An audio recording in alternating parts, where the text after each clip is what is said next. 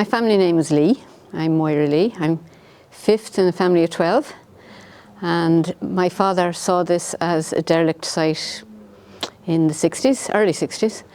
One day we were on a picnic, so he decided this would be ideal. He couldn't get anywhere to bring 12 kids on a summer holiday anymore. Nobody would take us. So this was derelict, and we spent the first summer cleaning it out and rebuilding it, putting the rest of the roof back on. We came down here for almost 20 summers. We were down here with Mum. Dad would go back up to work and come down for the weekends.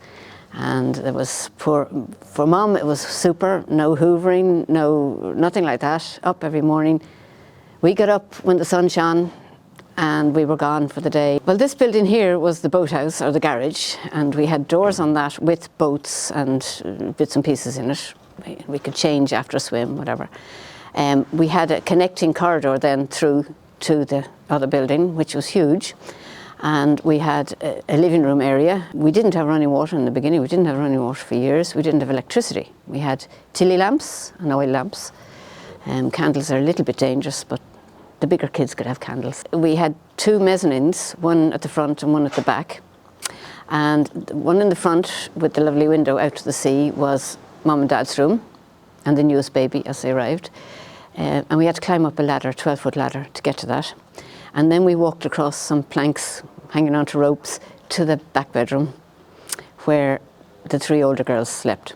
The 3 babies slept underneath and the 6 boys slept around in bunk beds. Initially we had beds, old iron beds that Daddy paid £5 each for from a local convent that was closing down. But clothes used to get rusty hanging on the end of them, so. The bedsteads were iron, and as I say, rust was a real problem. So they were very heavy too, and they had no wheels on them, and when you were moving them out of the rain, that was a nuisance. Dad made wooden bunks, wooden frames, and he took the bedsteads out. And because the embankment, we had it shored up initially with railway sleepers.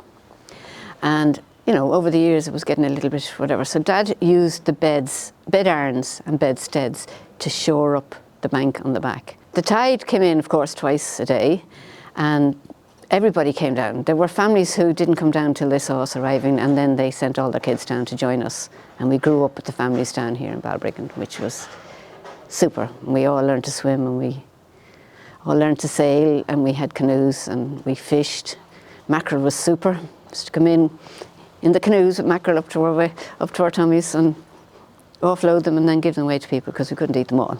Oh, the pier was wonderful. It was a concrete pier. And at the end of that, onto the Black Rock, it was called, which was volcanic rock. And there was a diving board on it, a springboard on it, which was super. And we dived off that, swam across the 12-foot gap and climbed up a ladder. The building is called now the Stone Boat, and that's registered with the post office, so it'd be lovely if it was given back its name. Daddy called it the Stone Boat because he realised that bringing 12 kids out on a boat, he'd been in the Royal Navy during the Second World War, and he always wanted to bring us out sailing and whatever. So this was an anchored boat, so we called it the Stone Boat, upside down. And every year we painted the roof on this garage here, which was corrugated iron, sanded it down, and we gave it 3 coats of paint. And we sanded down all the windows that were wooden framed, and we painted them. And we sanded down all the doors and we painted them.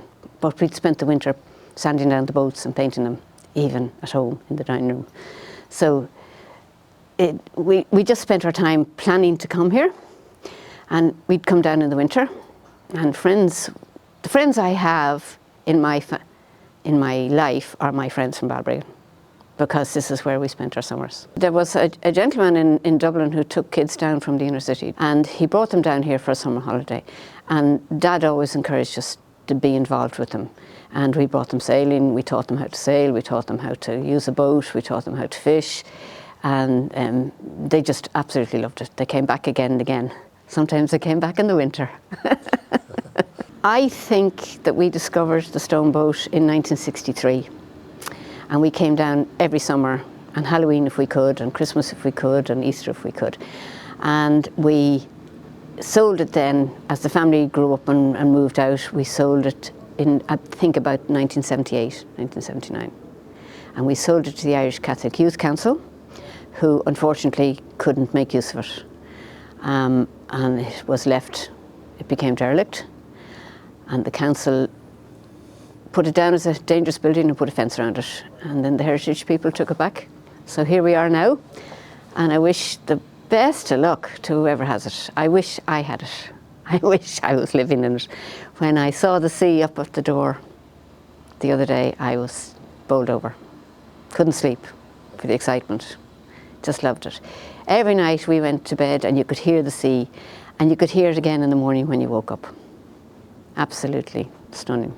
And we're all happy. My family are all over the world now, and I've been sending them the works as they've gone on, and they're all very happy that the rowing club is here and that the Sea Scouts will be here, because Dad would have loved the Sea Scouts here.